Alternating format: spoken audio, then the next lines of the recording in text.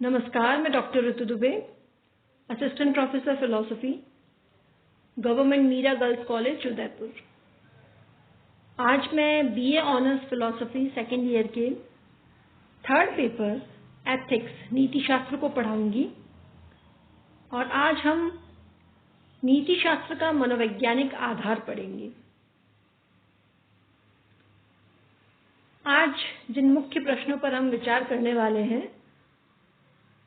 वो ये हैं कि क्या नीति शास्त्र का मनोवैज्ञानिक आधार है या उसके लिए मनोवैज्ञानिक आधार की आवश्यकता है। दूसरी बात कि ऐच्छिक और अनैच्छिक कर्मों में क्या अंतर है, और तीसरा नैतिक विवेचन की प्रकृति क्या है या उसका स्वरूप क्या है। तो चलिए प्रारंभ करते हैं। नीति शास्त्र के लिए एक मनोवैज्ञानिक आधार की आवश्यकता है क्योंकि नीति शास्त्र शुभ का विज्ञान है। वो हमें ये बतलाता है कि हमें क्या करना चाहिए। वह हमारे सामने आदर्श रखता है और उसको जीवन में उतारने का आदेश देता है, लेकिन वो कोई व्यवहारिक विज्ञान नहीं है। जो नीति शास्त्र है एथिक्स, वो कोई प्रैक्टिकल साइंस नहीं है।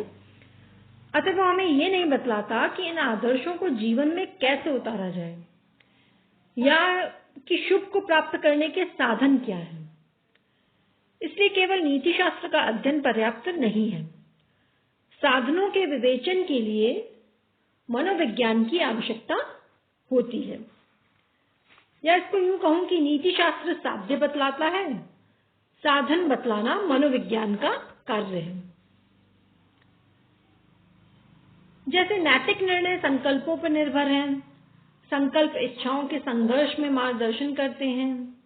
ये इच्छाएं क्या हैं, संकल्प क्या है, इन दोनों का क्या संबंध है, ये मनोविज्ञान बतलाता है। नीति शास्त्र चरित्र का विज्ञान है और चरित्र आचरण में अभिव्यक्त होता है। ये चरित्र क्या है, आचरण क्या है, हेतु, अभिप्राय, प्रयोजन और आत्मा क्या है। आत्मा, इच्छा, चरित्र, आचरण आदि का परस्पर क्या संबंध है। नीति शास्त्र में उठने वाले इन सभी प्रश्नों का उत्तर मनोविज्ञान में मिलता है।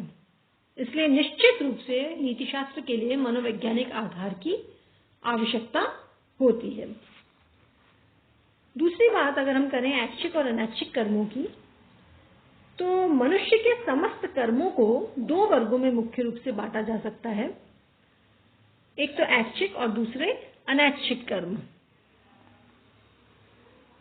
नीति शास्त्र जो है वो मानव चरित्र का विज्ञान है, और जो चरित्र है वो आचरण में अभिव्यक्त होता है, और आचरण में मनुष्य के केवल ऐच्छिक कर्मों को गिना जाता है।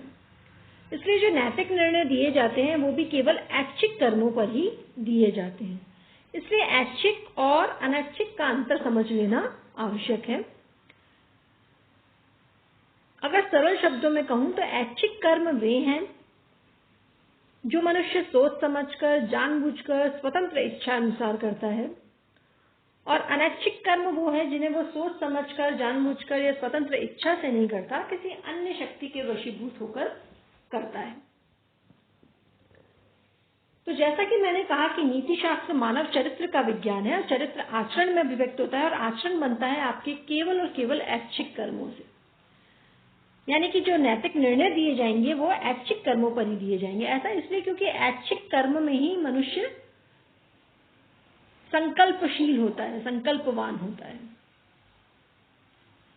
ऐच्छिक और अनैच्छिक कर्मों में जो मुख्य अंतर निकल के आता है वो ये है कि ऐच्छिक कर्म में चेतन प्रयोजन होता है, पर्पस होता है उसमें, और साथ ही संकल्प होता है, विल होता है। जबकि अनैच्छिक कर्मों में ऐसा चेतन प्रयोजन, ऐसा पर्पस और संकल्प यानी विल जो है वो नहीं होता है। ये जो ऐच्छिक कर्म जो कि नीति शास्त्र का आधार है, इनका एक बढ़िया उदाहरण जो है वो नैतिक विवेचन है। अब हम बात करेंगे नैतिक विवेचन का स्वरूप या उसकी प्रकृति क्या है। इस पर मनुष्य की नैतिक चेतना के विषय उसके ऐच्छिक कार्य हैं, जैसा कि हमने अभी बात करी। इन ऐच्छिक कार्यों का निर्णय उसके चरित्र पर निर्भर है। उसे विभिन्न विकल्पों में से, मतलब ऑप्शंस में से चुनाव करना पड़ता है, उनके परिणामों का विश्लेषण करना पड़ता है, तब कहीं जाकर वो किसी निश्चय पर पहुंच पाता है। मनोवैज्ञानिक विश्लेषण करने पर ये जो समस्त नैतिक विवेचन है, इसमें 4 मनोवैज्ञानिक तत्व मिलते हैं। पहला है विभिन्न इच्छाओं की चेतना, है ना। किसी भी नैतिक विवेचन में जो 4 मनोवैज्ञानिक तत्व मिलेंगे, उसमें सबसे पहला जो तत्व मिलेगा वो है कि विभिन्न इच्छाओं की चेतना होगी। दूसरा, परस्पर विरुद्ध इच्छाओं का संघर्ष। जहां विभिन्न इच्छाएं होंगी तो वहां पर परस्पर विरुद्ध इच्छाएं भी होंगी और उनका संघर्ष भी होगा। और तीसरा है इच्छाओं के परिणामों का नैतिक विवेचन। जो भी इच्छाएं हैं उनके परिणाम, उनके रिजल्ट्स का जो नैतिक विवेचन है, मॉरल एनालिसिस है, वो तीसरा तत्व है। और चौथा और आखिरी तत्व होगा निर्णय और कार्य, जजमेंट एंड एक्शन। तो ये जो 4 मनोवैज्ञानिक तत्व हैं, ये किसी भी नैतिक विवेचन में मिलते हैं। नैतिक विवेचन का प्रारंभ इच्छा की चेतना से होता है। ये इच्छा केवल भूख मात्र नहीं होती, बल्कि उसमें किसी वस्तु की और एक स्पष्ट प्रवृत्ति होती है। उस वस्तु से हमारे अपने अंदर अनुभव होने वाली किसी कमी की पूर्ति होती है। हम ये समझते हैं कि उस वस्तु की प्राप्ति से हमको संतोष मिलेगा, लेकिन मानव मन की प्रवृत्तियां तो अनेक हैं, उसके साथ ही उसकी इच्छाएं भी अनेक हैं। हम केवल भोजन ही नहीं चाहते, हम प्रेम भी चाहते हैं। इस प्रकार मनुष्य की चेतना में एक ही समय पर अनेक इच्छाएं सामने आती हैं। यदि ये इच्छाएं एक ही प्रकार की हों या उनका संबंध एक ही इच्छाओं के जगत से हो, तो किसी प्रकार का कोई द्वंद्व या कोई विरोध उत्पन्न नहीं होगा। लेकिन यदि ये इच्छाएं व्यक्ति के चरित्र या आदर्श के विरुद्ध हों या परस्पर विरोधी हों, तो फिर संघर्ष प्रारंभ हो जाता है। सभी व्यक्तियों के मन में आए दिन इसी प्रकार की विभिन्न परस्पर विरुद्ध इच्छाओं में संघर्ष होता रहता है। आपने खुद अनुभव किया होगा कि एक ही समय पर अनेक जो परस्पर विरुद्ध इच्छाएं हैं वो हमारे मन में चलती रहती हैं, उनमें संघर्ष होता रहता है। प्रत्येक एक दूसरे को हराकर अपनी पूर्ति चाहती है। कभी एक इच्छा प्रबल होती है तो कभी दूसरी। ये इच्छाएं अकेली नहीं होती, इनका संघर्ष विभिन्न इच्छाओं के मंडलों या जगतों का संघर्ष है। उनमें जीवन के 2 आदर्शों का संघर्ष होता है। एग्जाम्पल के लिए, जैसे राम के द्वारा सीता को वनवास दिए जाने का प्रसंग है, उसको देखिए। जो राम वन में सीता का रावण के द्वारा हरण हो जाने पर वृक्ष लता आदि से पूछते फिरते थे और दिन रात जिनके आंसू न थमते थे, वे ही आदर्श प्रेमी राम कैसे सीता को वनवास की आज्ञा दे सके। लक्ष्मण को सीता को वन में छोड़ जाने का आदेश देने से पहले उनके मन में कितना संघर्ष हुआ होगा। एक और प्रेम था, दूसरी ओर मर्यादा का रक्षण था। एक और प्रेमी राम थे तो दूसरी ओर राजा राम थे।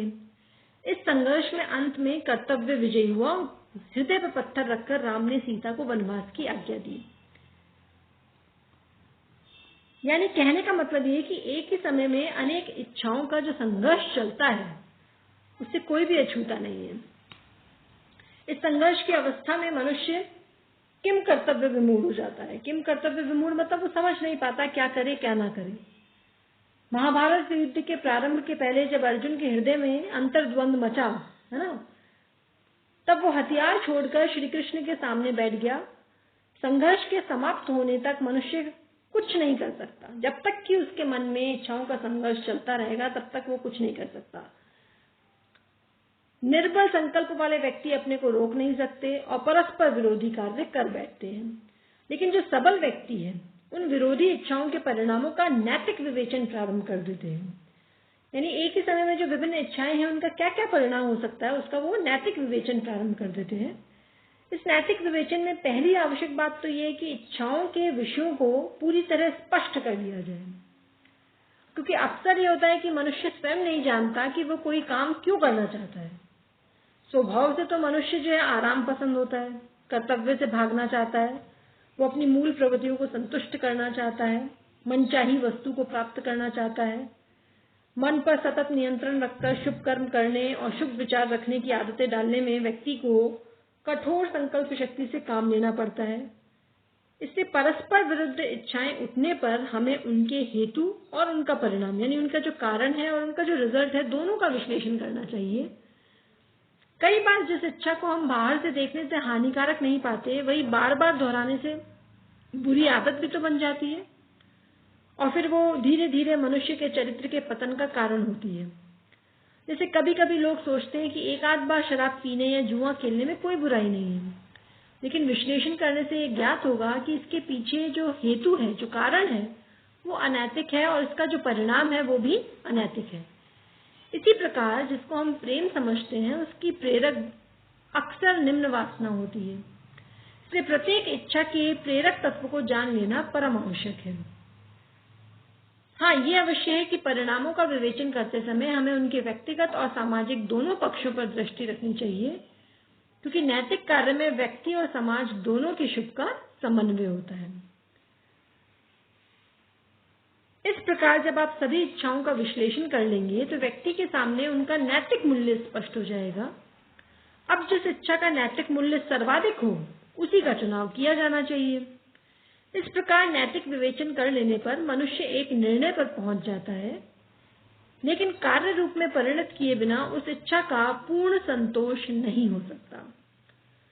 सफल नैतिक विवेचन से, यानी कि जब आपने ये चारों क्रियाएं हो गई हैं आपकी, कि विभिन्न इच्छाओं की चेतना हुई, फिर परस्पर विरुद्ध इच्छाओं का संघर्ष हुआ, फिर इच्छाओं के परिणामों का नैतिक विवेचन हुआ, और अंत में आप निर्णय पे आ गए।